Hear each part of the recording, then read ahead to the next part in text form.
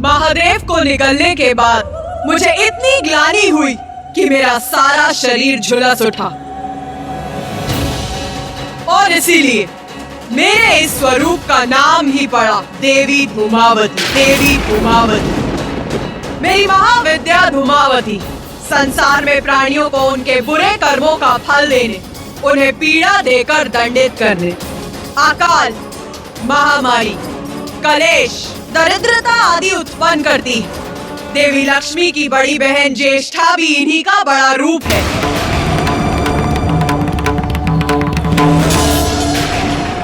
हाँ, उचित है। माता ज्येष्ठा से तो मैं भी परिचित हूँ माता।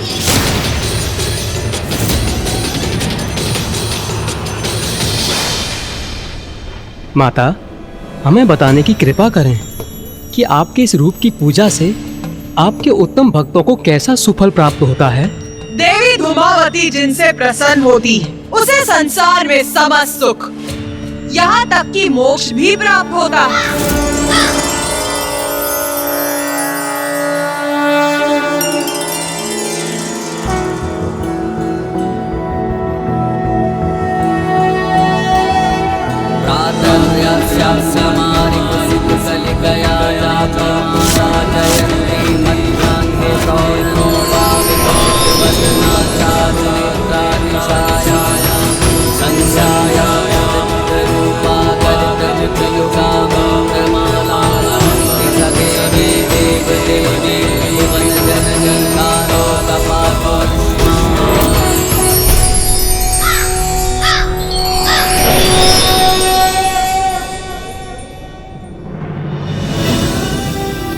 माता, पृथ्वी, सूर्य, प्रकृति, भुवन, मृत्यु और सभी प्राणियों को उनके जीवन में भी और मृत्यु के उपरांत भी उनके कर्मों का उचित फल प्राप्त होने का अर्थ यही है ना कि अब सृष्टि में पूर्णता आ चुकी थी।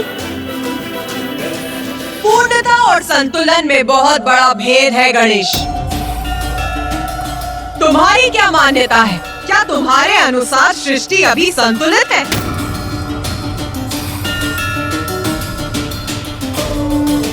मैं देवी धूमावती के रूप में पक्षपात रहित न्याय के लिए प्रसिद्ध हुई। मैं मनुष्यों को उनके बुरे कर्मों के लिए दंडित तो कर रही थी, किंतु क्या ये उचित नहीं था कि मैं उन्हें उचित मार्ग पर चलने के लिए भी प्रेरित करूं?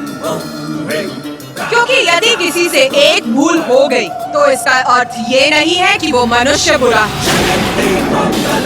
बुराई को त्याग कर अपने भीतर सुधार लाने का एक अवसर तो सबको प्राप्त होना ही चाहिए। और कभी कभी मनुष्यों को सुपथ पर लाने के लिए मुझे उनके भ्रांतियों को नष्ट करने हेतु शत्रु बुद्धि नाशनी बनकर उस स्रोत को ही नष्ट करती हूँ जहाँ से प्राणी अनुचित शब्द उच्चारित करता है। शत्रु बुद्धि नाशनी? मैं समझा नहीं माता। अवश्य समझोगे गणेश, किंतु उसके पूर्व तुम्हें मेरी अष्टम महाविद्या स्वरूप देवी बगलामुखी से परिचित होना होगा। देवी बगलामुखी आपकी अष्टम महाविद्या स्वरूप माता?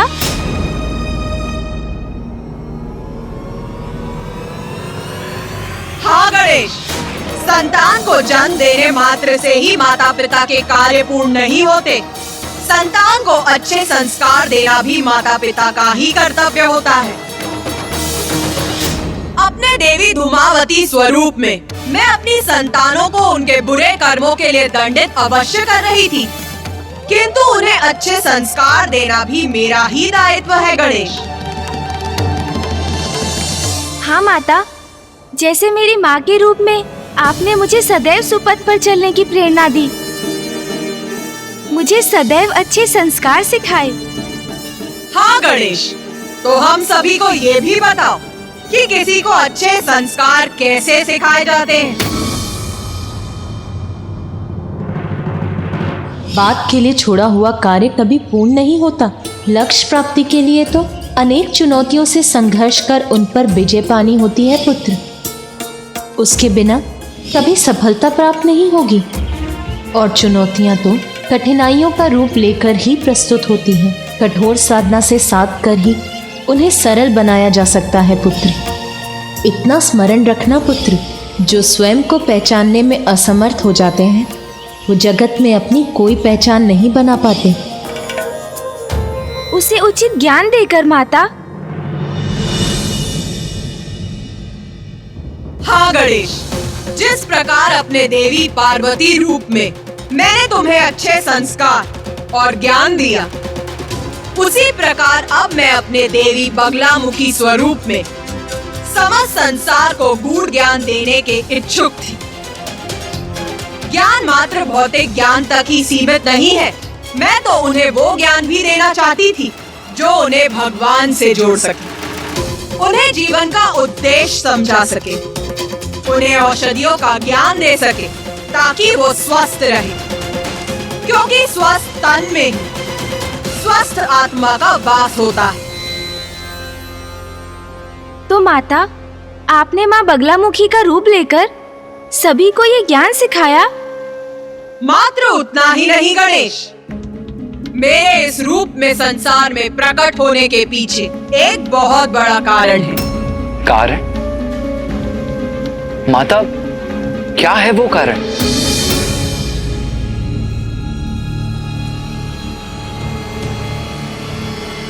एक असुर त्रिखुर।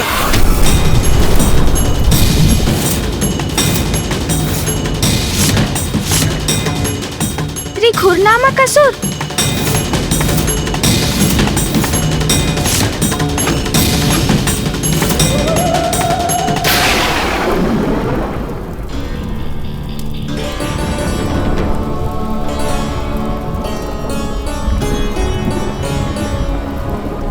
अरे व्रथामती, क्या हुआ? कुछ दिखाई दिया क्या? नहीं दिखाई दिया।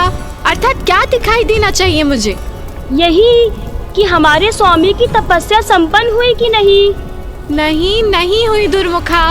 स्वामी अब तक अपने तप में लीन हैं और इतने समय से उनके तप के संपन्न होने की प्रतीक्षा में इस निर्जन स्थान पर स्थित हैं हम। ज्ञात नहीं और कितने समय तक ऐसे ही रहना होगा हमें।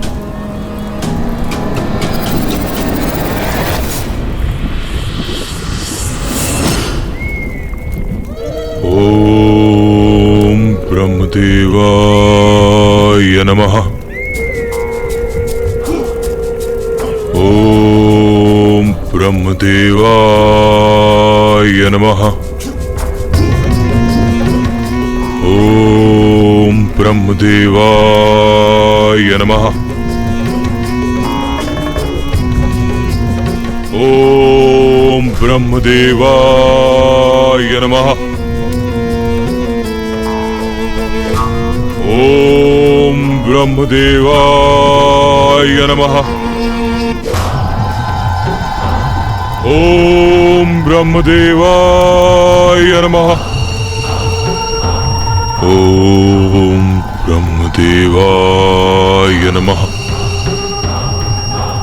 ओम ब्रह्मदेवाय नमः।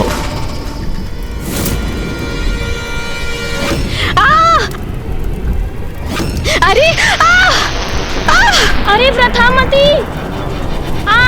अरे व्रथामती, देखकर नहीं गिर सकती थी क्या? दुर्मुखा, तुम देखकर खड़ी नहीं हो सकती थी क्या? गिरा दिया मुझे। एक तो तब से स्वामी की तपस्या संपन्न ना होने के कारण इतनी चिंतित हूँ मैं, और अब तो गिरकर आहत भी हो गई। व्रथामती, वो स्वामी है हमारे। अब जहाँ वो रहेंगे हम वही रहेंगे ना। तनिक कल्पना करो, जब स्वामी को ब्रह्मदेव का वरदान प्राप्त होगा तो कितने शक्तिशाली हो जाएंगे वो, है ना? स्वामी की चाटुकार सेविका, कब होगा ये? कब बनेंगे वो शक्तिशाली? इतना दीर्घ समय हो गया, उनका तप संपन्न ही नहीं हो रहा। अब चाटुकार हूँ तो अपनी स्वामी की ना। और वैसे तुम भी तो यहीं स्थित हो तब से, इसी लोभ में ना कि जब स्वामी को ब्रह्मदेव का वरदान प्राप्त होगा तो तुम्हें भी लाभ होगा। क्यों व्रथामती? ओम ब्रह्मदेवाय नमः। ओम ब्रह्मदेवाय नमः। ओम ब्रह्मदेवाय नमः। ओम ब्रह्मदेवाय नमः। ओम ब्रह्मदेवाय नमः। ओम ब्रह्मदेवाय नमः। ओम ब्रह्मदेवाय नमः। ओम ब्रह्मदेवाय नमः।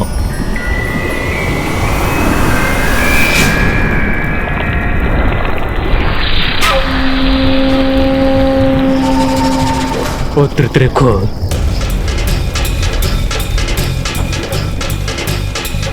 तप में होने वाले मेरे कष्ट दूर हो गए, अर्थात संपन्न हुआ मेरा तप।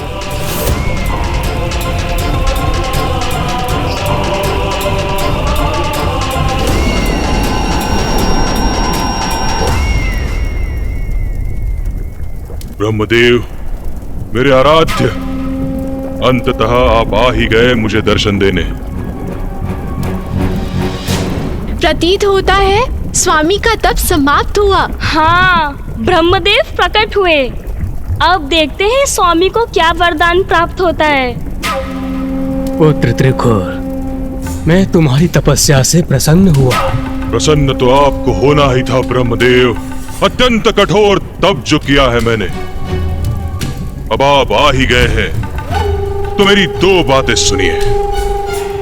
एक, इतने वर्षों के घोर तप का उचित परिणाम चाहिए मुझे, और दो, मृत्यु से मुक्ति अर्थात अमरत्व का वरदान चाहिए मुझे।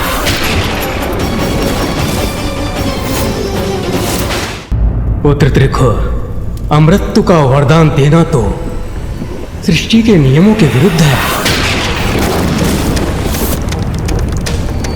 ये मैं तुम्हें नहीं दे सकता।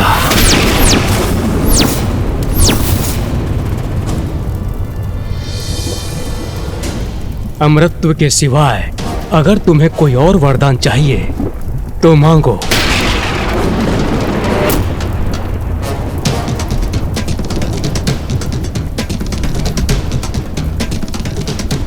मुझे ज्ञात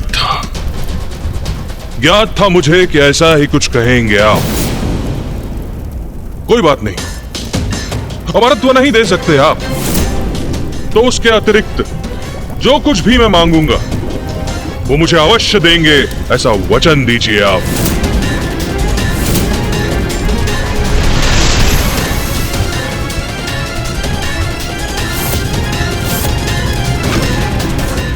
मैं वचन देता हूं वत्स, मांगो। क्या मांगना चाहते हो?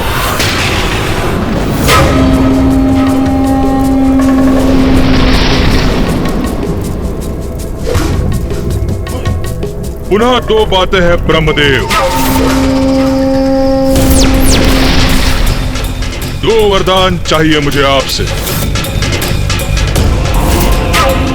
एक, ब्रह्मांडीय बवंडर उत्पन्न करने की शक्ति, और दो, इस संसार की कोई भी विद्या, कोई भी शक्ति मुझे क्षति न पहुंचा सके। स्मरण रहे ब्रह्मदेव, त्रिदेवों की विद्या भी नहीं।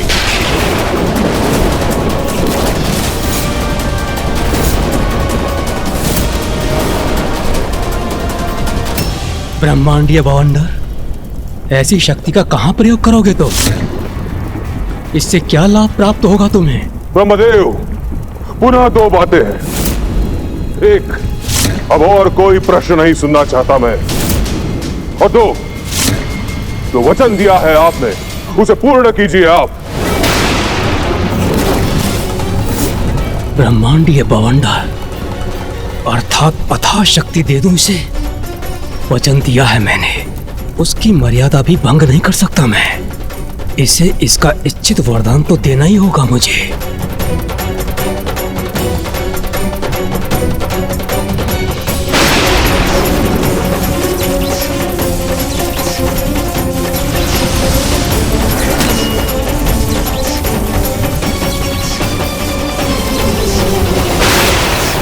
तथास्तु तथास्तु तथास्तु।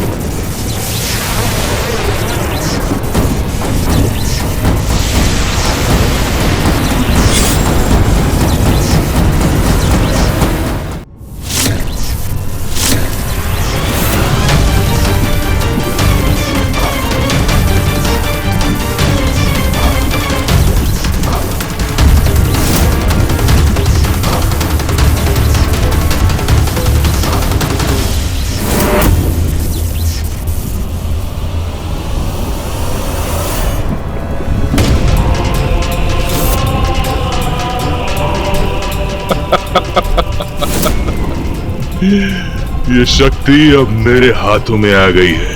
अब इसका इच्छानुसार प्रयोग करूंगा मैं। धन्यवाद ब्रह्मदेव, धन्यवाद।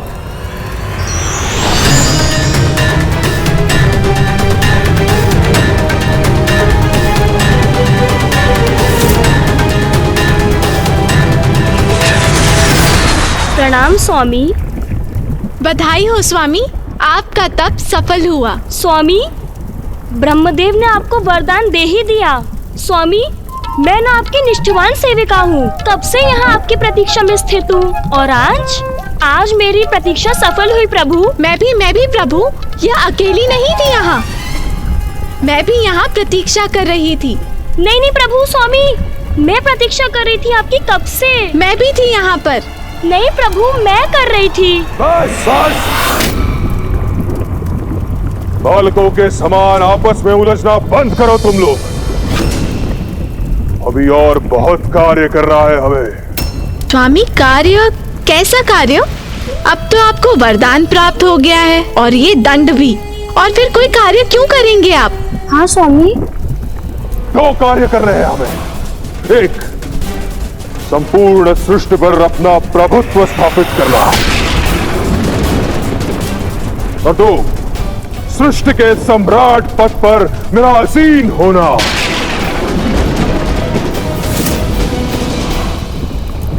स्वामी, आपके इस कार्य में तो बड़ी प्रसन्नता से सहायक बनेंगे हम।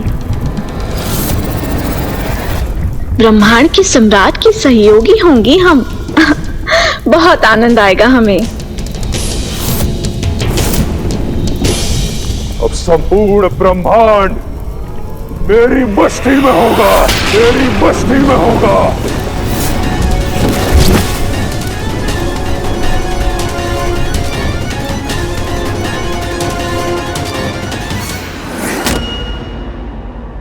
मुझे ज्ञात था माता, असुर प्रवृत्ति ऐसी ही होती है। उसने वरदान भी मांगा तो ऐसे अहितकर उद्देश्य के लिए।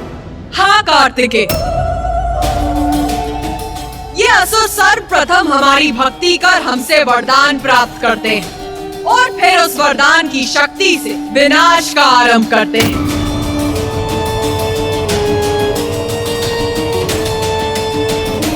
त्रिखुर भी यही करना चाहता था, वो समस्त ब्रह्मांड का अधिपति बनना चाहता था। असुर राज त्रिखुर के जय! असुर राज त्रिखुर के जय! असुर राज त्रिखुर के जय! असुर राज त्रिखुर के जय! असुर राज त्रिखुर के जय! असुर राज त्रिखुर के जय! असुर राज त्रिखुर के जय! असुर राज त्रिखुर के जय! असुर राज त्रिखुर के जय! असुर राज त्रिखुर के जय! असुर राज त्रिखुर के जय! असुर राज त्रिखुर के जय! असुर राज त्रिखुर के जय! मेरे असुरों, दो बातें। एक, मेरे हाथ में ये अपार शक्ति का स्रोत,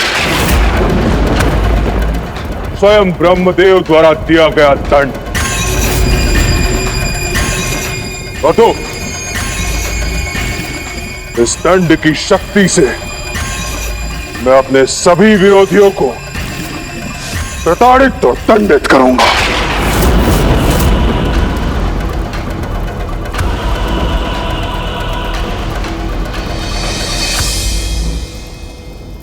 ब्रह्मदेव का वरदान प्राप्त है मुझे।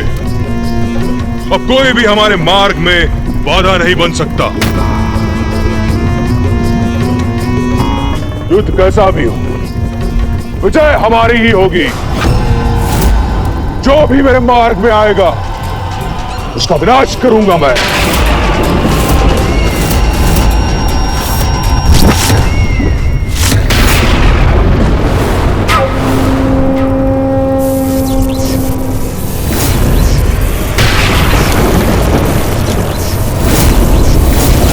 इस ब्रह्मांडीय बवंडर से मैं त्रिदेव को इतना अधिक विवश कर दूंगा कि वो मेरे समक्ष आकर नतमस्तक हो जाए।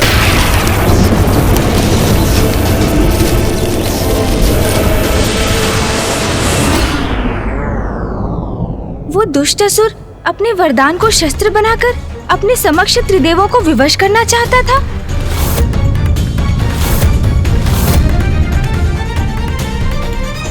अनेक कठिनाइयों के उपरांत ही व्यक्ति को वरदान की प्राप्ति होती है। उन्हें स्वयं को सौभाग्यशाली समझना चाहिए और उसका सदुपयोग करना चाहिए, ना कि दुरुपयोग।